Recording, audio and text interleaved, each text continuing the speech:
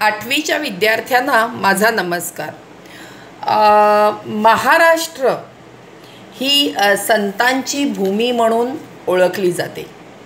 त्यामध्ये संत नामदेव, संत एकनाथ, संत तुकाराम, नंतर संत ज्ञानेश्वर असे मोठे मोठे संत होऊन गेले.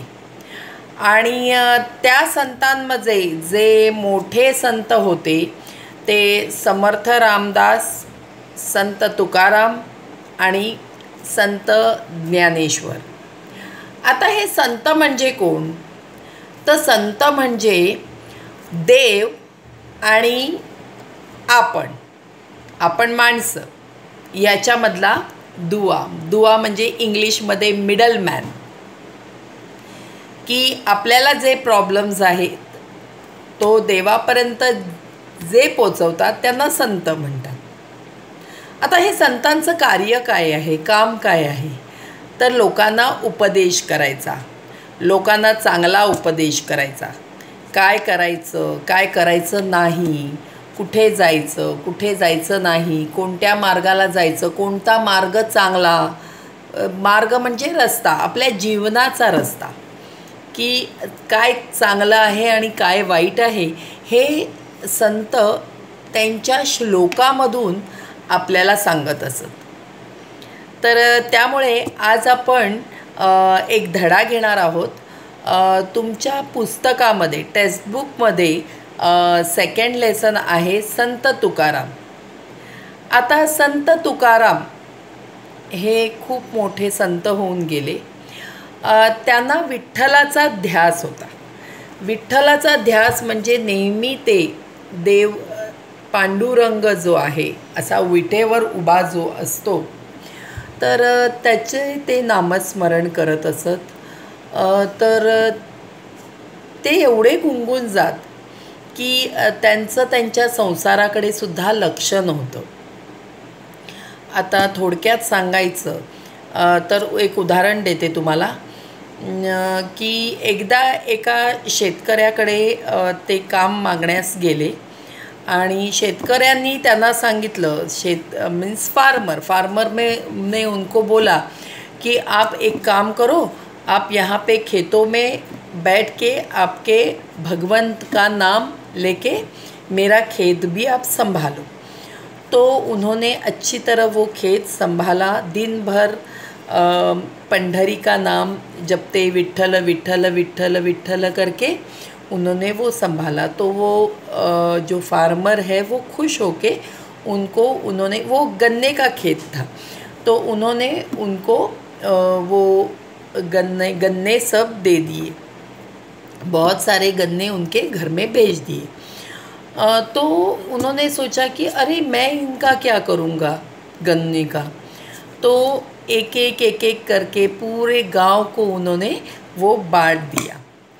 तो एक लास्ट वाला गन्ना बचा था, तो गन्ना म्हणजे ऊस, तो वो बचा था और वो उनका बच्चा खा रहा था. तो गांव का एक बच्चा भाग के आया कि मुझे भी दे दो गन्ना. तो उन्होंने क्या किया, उन्होंने अपने बच्चे के मुंह से छीन के उन्होंने वो दे दिया. अभी और एक उदाहरण बताती हूँ. वैसे ही एक बार ऐसे ही हुआ कि ग्रेन के खेतों में एक बार वो ऐसे ही जाके बैठ गए. तो फार्मर वापस खुश हो गया, तो उन्होंने उसको धान दिए.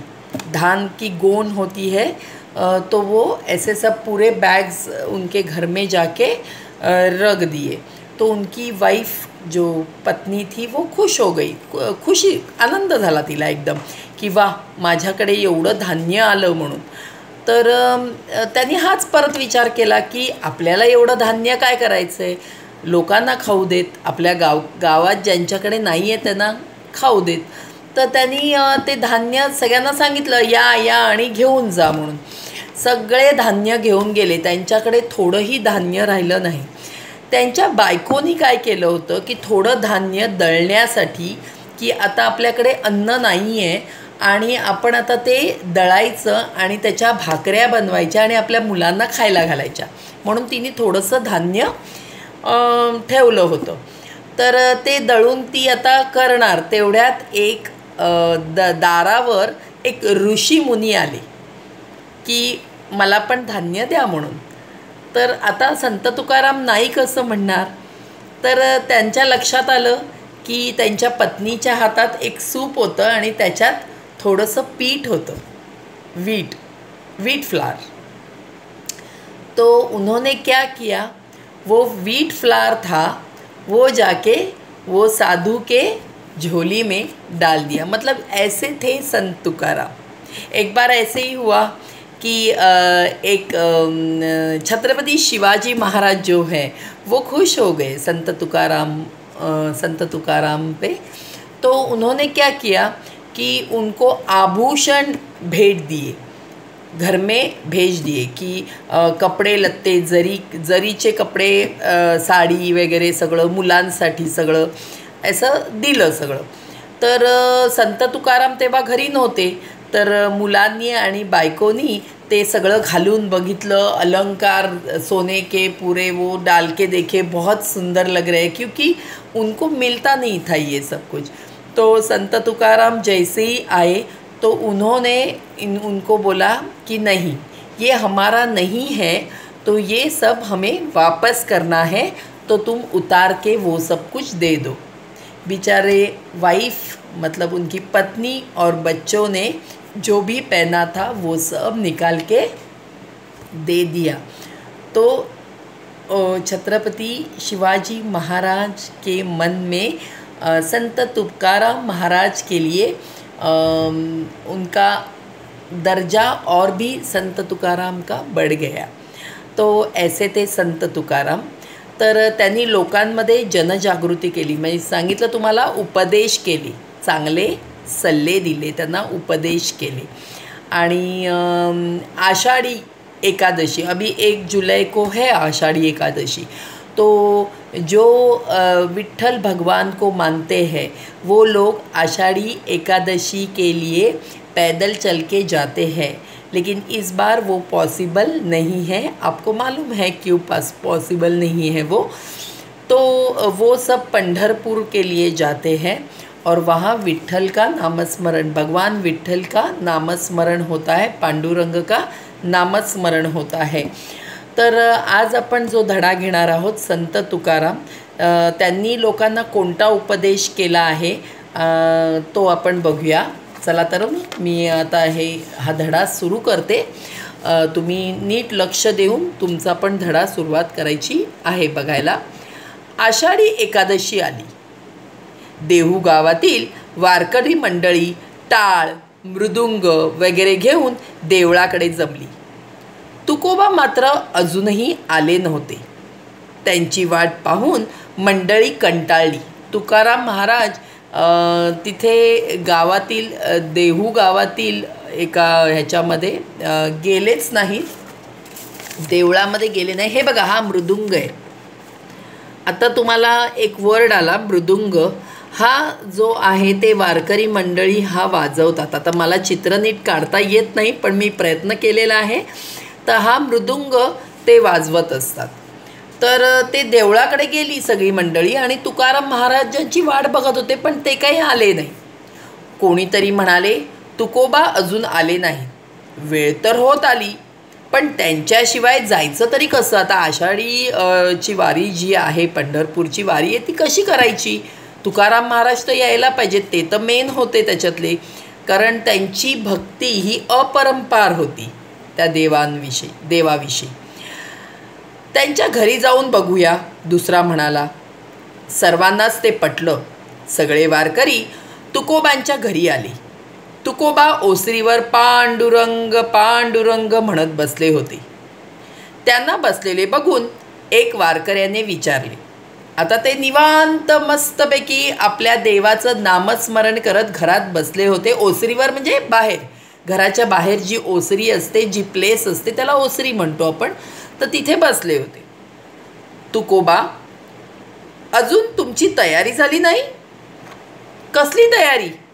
तुकोबांनी विचारले. कसली म्हणून काय विचारता? वारीला निघायचं नाही का? दुसऱ्या वारकऱ्याने प्रश्न केला. तुकोबा म्हणाले, आता माझं वय झालंय, मला चालणं झेपत नाही, तुम्ही चला. अभी तुकाराम महाराज ने क्या उत्तर दिया कि अभी मुझे जमेगा नहीं, मेरे पैर बहुत दर्द करते हैं. और वारीला कसं खूप लांब लांब जावं लागतं, खूप किलोमीटर लांब जावं लागतं.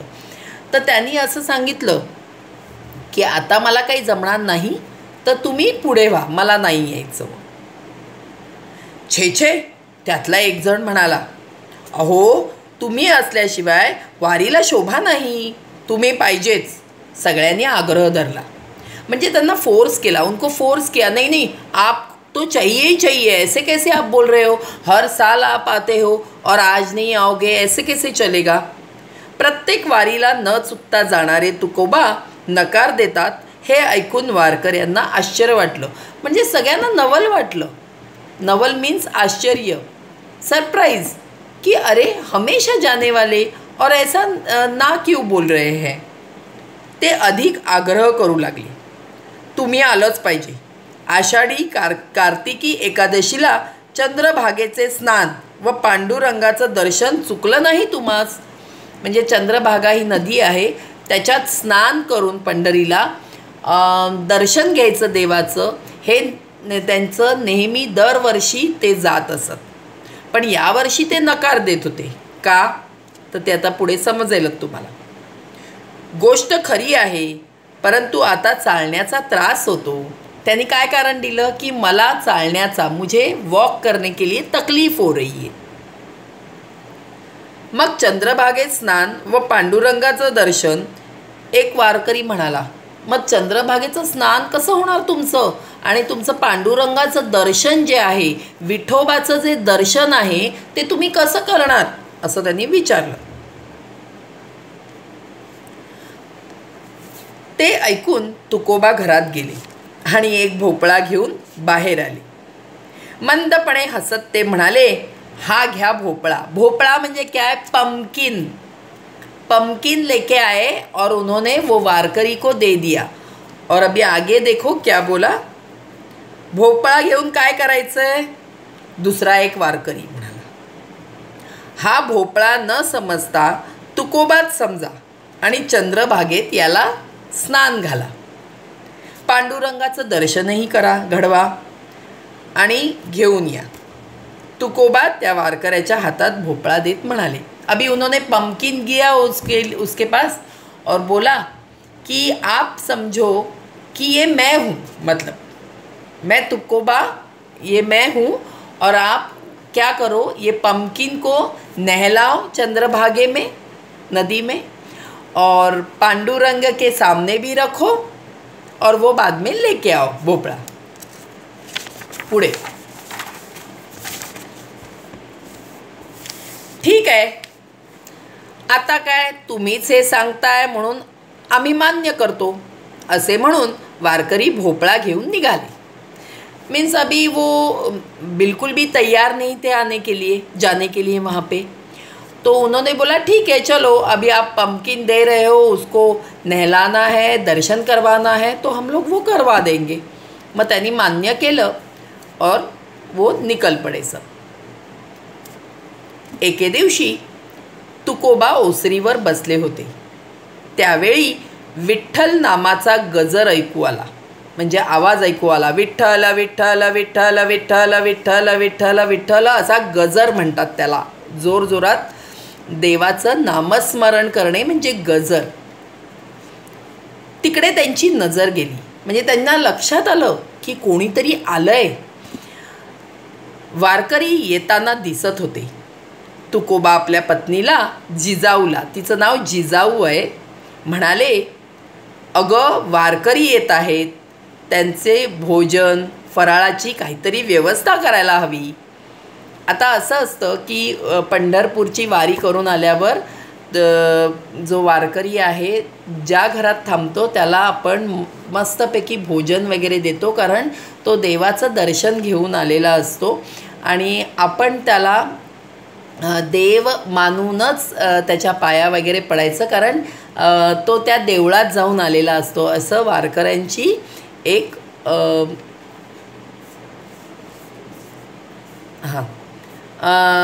भोजन फराळाची काहीतरी व्यवस्था करायला हवी म्हणून असं त्यांनी सांगितलं. ती एक प्रथाच आहे की वारकऱ्यांच्या पाया पडायचं ते जाऊन आल्यावर आणि त्यांना जेवू खाऊ घालायचं. जिजाऊ बाहेर येत म्हणाली, घरात धान्य शिल्लक नहीं. अभी जिजाऊ ने क्या बोला तुकाराम महाराज को कि घर में एक भी दाना नहीं है खाने का, बिल्कुल भी खाना नहीं है. दारी आलेल्यांना उपाशी पाठवू नये, काहीतरी व्यवस्था कर, तुकोबांनी सांगितले.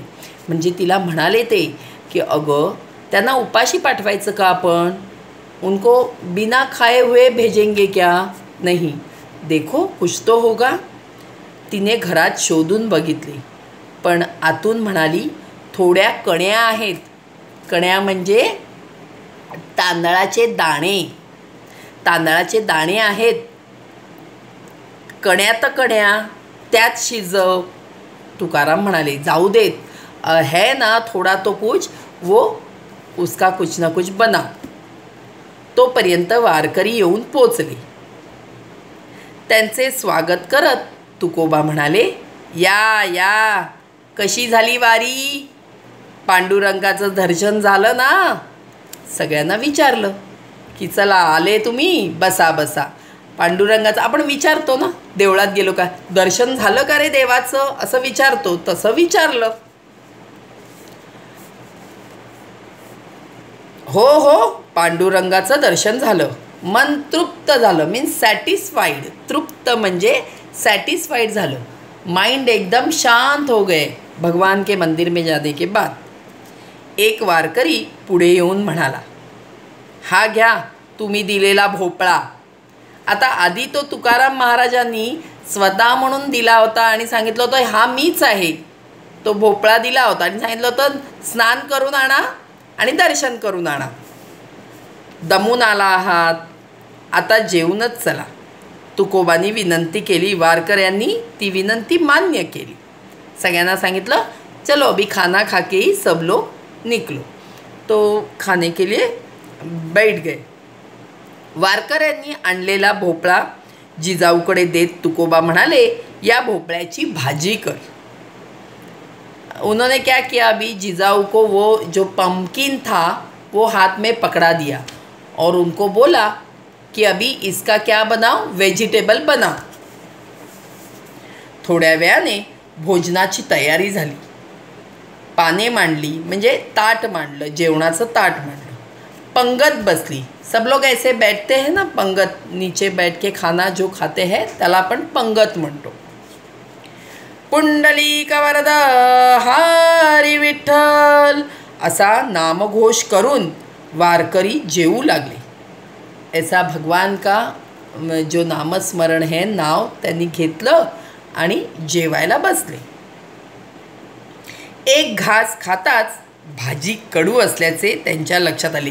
कडू मीन्स कडवट म्हणतो आपण.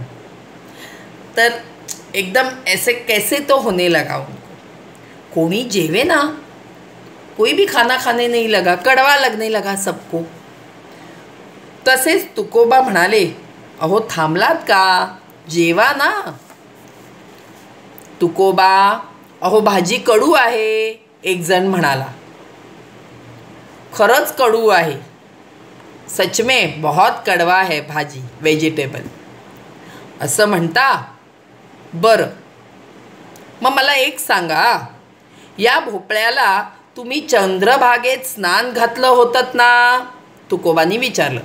अरे अभी वो जो पम्पकिन है वो तो आप लेके गए थे आणि तिथे चंद्रभागेमध्ये उसको स्नान भी उसको डाला. किसको, पम्पकिन को.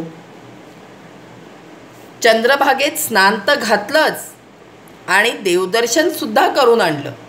और विठ्ठल के मंदिर में उसको दर्शन भी करवा के वो पम्पकिन को लेके आए.